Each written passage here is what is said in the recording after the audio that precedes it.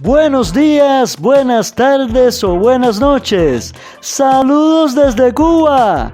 Bienvenido a la clase número 15 en tu canal Learn Spanish Easy and Fast. Hoy hablaremos sobre una de las palabras más usadas en español, la palabra hay. Además, profundizaremos sobre el uso de uno de los verbos más importantes en el idioma de Cervantes, el verbo tener. No te pierdas esta clase, está muy buena. Let's start. Comencemos.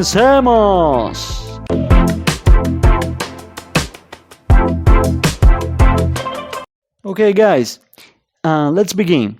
In this lesson, I want you to learn one of the most important words in Spanish, and it's the word hay, okay? The word hay can be translated in English as there is or there are, right? But unlike English, in Spanish, it is the same word for the singular sentences and for the plural sentences. For example, in Spanish, I say, hay tráfico, there's traffic, hay tráfico. I can say, for example, hay mucho tráfico en Madrid. There's a lot of traffic in Madrid. Hay mucho tráfico en Madrid. I can also say, hay una fiesta. There's a party. Hay una fiesta. I can say, for example, hay una fiesta en casa de Amanda. There's a party at Amanda's house. Hay una fiesta en casa de Amanda. I can also say, for example, hay un bolígrafo en la mesa. There's a pen on the table. Hay un bolígrafo en la mesa. And I can say a similar idea, but using a plural sentence. So I say, hay 10 bolígrafos en la mesa. There are 10 pens on the table. Hay 10 bolígrafos en la mesa. And notice that it is the same word, right? I can say, for example, hay un niño en el aula. There's a child in the classroom. Hay un niño en el aula. Or I can say, hay 20 niños en el aula. There are 20 children in the classroom. Hay 20 niños en el aula. Another example, hay algo importante que quiero decirte. There is something important I want to tell you. Hay algo importante que quiero decirte. Okay? Okay, guys, also, I can talk about existence using the word I, but I can talk about the lack of existence using the expression no hay. Okay, notice that to make it negative, the only thing I have to do is put the word no, okay, before in front of the word I. Okay, so I say no hay. Okay, that can be translated as there is, there isn't, or there aren't, all right? And I say, for example, no hay tráfico, there isn't traffic, no hay tráfico. I can also say, no hay una fiesta, there isn't a party, no hay una fiesta.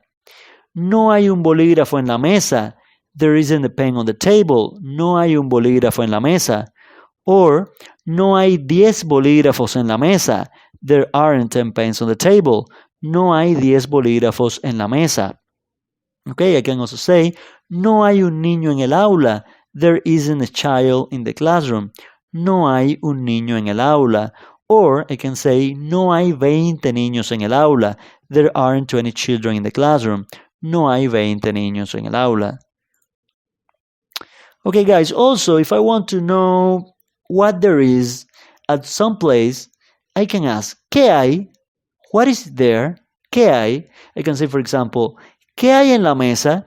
What is there on the table? ¿Qué hay en la mesa? Or if I want to know what there is in the warehouse, I can say, ¿qué hay en el almacén? What is there in the warehouse? ¿Qué hay en el almacén? Okay? And a possible answer to this question, ¿qué hay en la mesa? Right? For example, somebody asks, ¿qué hay en la mesa? And the other person can answer, hay un bolígrafo, there is a pen, hay un bolígrafo. Or another possible answer, hay 3 bolígrafos, there are 3 pens, hay 3 bolígrafos. Okay? Also, like I told you before, the word hay, it can be translated as there is or there are.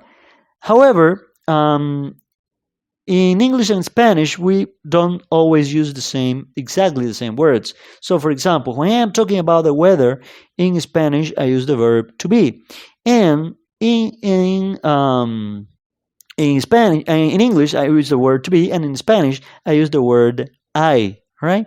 So, for example, I ask, "Is it hot? ¿Hay calor?" For example, "Is it hot today? ¿Hay calor hoy?" Is it hot today? And the possible answer is sí or no, or sí hay calor, or no, no hay calor, right? Or, for example, ¿hay frío? Is it cold? ¿Hay frío? And the possible answer is sí or no, or sí hay frío, or no, no hay frío. All right? To see the logic, imagine that in English we said, is there hot or is there cold, right? And if you think it makes sense, however, in English we don't speak like that, we don't talk like that, but in Spanish we do. We use the word I. Okay. Okay, guys, let's move on. Also, I have another example more similar to English, and this is a question. ¿Hay mucho tráfico hoy? Is there a lot of traffic today? ¿Hay mucho tráfico hoy? Right? And the possible answer is sí, hay mucho tráfico hoy, or no, no hay mucho tráfico hoy. Or if you want, you can answer with just sí or no. But also you can answer with the whole expression. Sí, hay mucho tráfico hoy, or no, no hay mucho tráfico hoy. Okay, guys? All right, so, my friends, in lesson number 3, we learned how to conjugate and how to use the verb to have in Spanish. That is the verb tener, all right? And in this lesson, we are going to go deep into this important verb. And before we go deeper, let's remember how to conjugate the verb tener in Spanish. Yo tengo, I have, yo tengo. Tú tienes, you have, tú tienes. Usted tiene, you have, usted tiene. Ella tiene, she has, ella tiene. Él tiene, he has, él tiene. Nosotros tenemos, we have, nosotros tenemos. Remember that I use nosotros when it is a group only composed by men, or it is a mixed group composed by women and by men, and I am included in that group. So I say nosotros tenemos, we have, all right? Ustedes tienen, you have, ustedes tienen. And also remember that when I am talking to a group, directly to a group, I say ustedes tienen. It doesn't matter if I want to address to that group in a formal way or in an informal way, because we don't have a formal personal pronoun in plural. We don't have a plural for the personal pronoun usted. Okay, so in this case it's similar to English. We say ustedes for the formal way and for the informal way. All right. So ustedes tienen, you have. All right. Ellas tienen, they have. Ellas tienen. Remember that I say ellas when I'm talking about a group that is only composed by women. But if it is a group composed only by men, or is a mixed group composed by women and by men, I say ellos tienen, they have. Ellos tienen. All right? Let's move on. Okay, guys. So, conjugating the verb to have, or tener in Spanish, with the first person singular is tengo. Or if I want to be very specific, yo tengo, because remember that in Spanish it's not necessary that you say or you write the personal pronoun. If you want to do it, you can do it because you want to be very specific, but if you don't want to do it, you can omit it, all right? And I say, for example, tengo or no tengo, or if I want to be very specific, yo tengo or yo no tengo. It's like I have or I don't have, all right?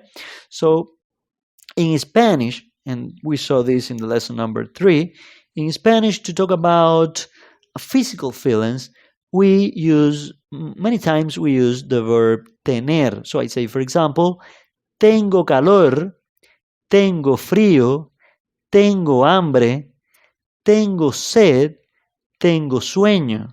Okay? Or, no tengo calor, no tengo frío, no tengo hambre, no tengo sed, no tengo sueño. Okay? Imagine that in English we said, I have hot, or I don't have hot, I have cold, I have hunger, I have thirst, I have sleep, right? Maybe it could be, right? It could be. But I know. In English, we don't speak like that, all right? We don't talk like that. We don't speak like that. But in Spanish, we do. We use the verb tener. And in English, we use the verb to be. We use different verbs for these situations, for these expressions, right? But again, in Spanish, we use the verb to have, all right? Okay, guys, let's move on. Also, I can ask to the person who I am speaking to, who I am talking to. I can say to this person, ¿Tienes calor? Are you hot? ¿Tienes calor? Or if I am addressing to a lot of respect, I can say, ¿Tiene calor? ¿Usted tiene calor? Or ¿Tiene calor usted? Or ¿Tiene usted calor? Remember that I can say and I can write the personal pronoun usted wherever I want, because Spanish is a very flexible language, all right? And the possible answer is sí or no, or sí tengo calor, or no, no tengo calor. Another possible question, ¿tienes frío? Or if you want to be very formal, ¿tiene frío? Or ¿tienes hambre? Or if you want to be very formal, ¿tiene hambre? Or ¿tienes sed? Or if you want to be very formal, ¿tienes sed? Or ¿tienes sueño? Or if you want to be very formal, ¿tienes sueño? Okay? And remember that you can say to these questions sí or no. Or you can answer with the whole expression. You can say, for example, answering the last one, ¿tienes sueño? You can say, sí, tengo sueño. Or no, no tengo sueño. Okay, guys? Okay. I can also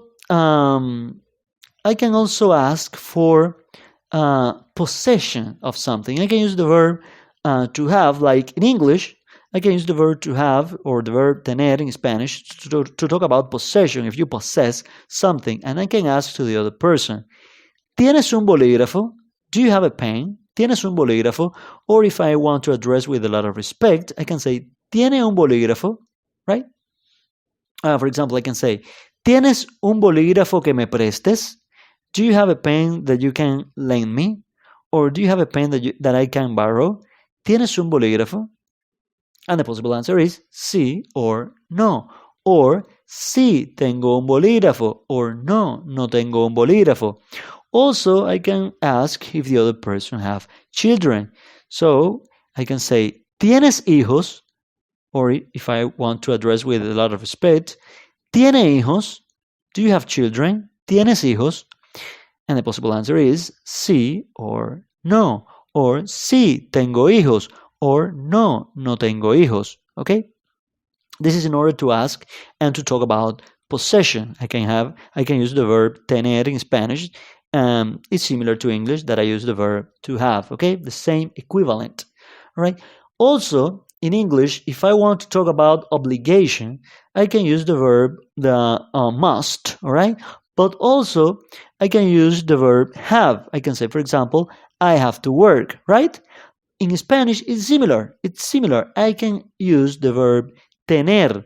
And I say, tengo que trabajar. I have to work.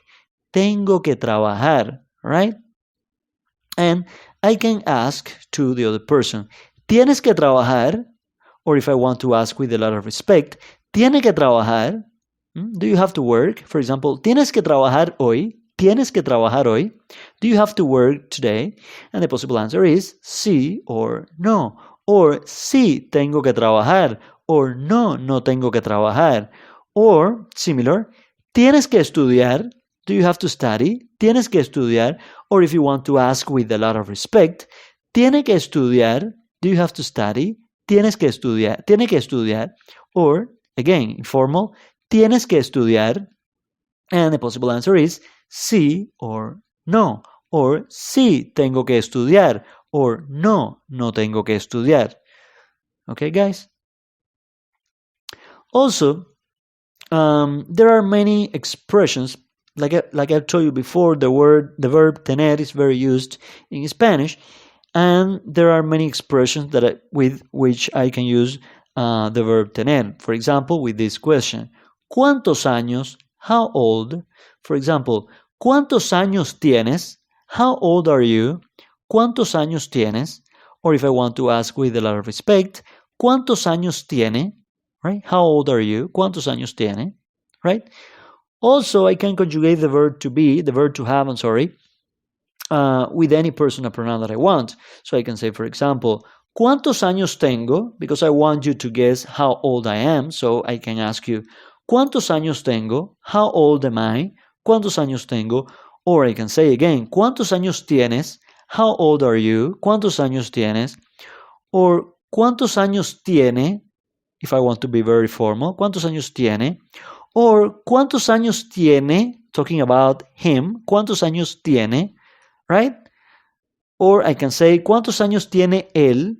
Right? If I want to be very specific, because as you know, usted, él, and ella, they share the same conjugation. So if I want to be very specific, I can say, ¿cuántos años tiene él? Right? How old is he? Or ¿cuántos años tiene ella? How old is she? Right? Or ¿cuántos años tenemos? How old are we?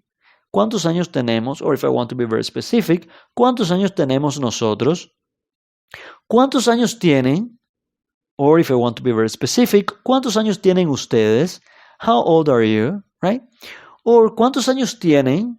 Right? Or if I want to be very specific, ¿cuántos años tienen ellos? Or ¿cuántos años tienen ellas? All right? I can use the personal pronoun to be very specific if I want. For example, I can say, ¿cuántos años tengo yo? All right? Or ¿cuántos años yo tengo? How old am I? But usually I say, ¿cuántos años tengo? And that's it. Or ¿cuántos años tienes tú? Right? Or ¿cuántos años tú tienes? But usually again I say, ¿cuántos años tienes? Right? And the possible answer is, tengo 33 años. I am 33 years old. Tengo 33 años. Because in English, you are old, but in Spanish, you have years, right? Imagine that in English, I would say, I have 33 years, okay? Because that is the number that I possess in years, all right? So it makes sense. If you think, it makes sense. It makes sense in English because you are old, but also it makes sense in Spanish because you have years, okay? You possess those years, right? So I am 33 years old. In Spanish, it would be tengo 33 años, okay? Also, to talk about, this is in order to talk about the age, but in order to talk about aches or health problems, I also use the verb tener in Spanish, similar to English that I use the verb to have, right? So for example, I say, tengo dolor de cabeza. I have a headache. Tengo dolor de cabeza. Of course, I can conjugate with all the personal pronouns. I can say, tengo dolor de cabeza. Tienes dolor de cabeza. Tiene dolor de cabeza. Tenemos dolor de cabeza. Tienen dolor de cabeza. Or if I want to be very specific, I can also use the personal pronoun. All right. I can also say, for example, tengo dolor de muela. I have a toothache. Tengo dolor de muela. Or tengo dolor de espalda. I have a backache. Tengo dolor de espalda. All right. Also, tengo fiebre. I have a fever. Tengo fiebre. All right. Talking about health problems. All right, guys? Okay. Amigo o amiga que me estás viendo y escuchando, déjame en los comentarios algunas oraciones en las cuales uses la palabra hay y otras en las cuales uses el verbo tener. Muchas gracias. Leave me in the comments some sentences in which you use the word hay and other sentences in which you use the verb tener. Thank you very much. Muchas gracias.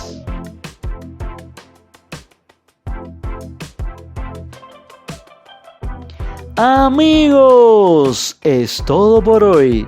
Como siempre, quiero agradecerte por haber visto el video hasta el final. Si te gustó, regálame un me gusta, suscríbete si aún no lo has hecho y no te olvides de darle a la campanita. If you liked the video, please subscribe, give me a like, and don't forget to hit the bell button. Remember, this channel is new, and with your help, we can make it grow together. Muchas gracias. Nos vemos en la clase número 16. Adiós.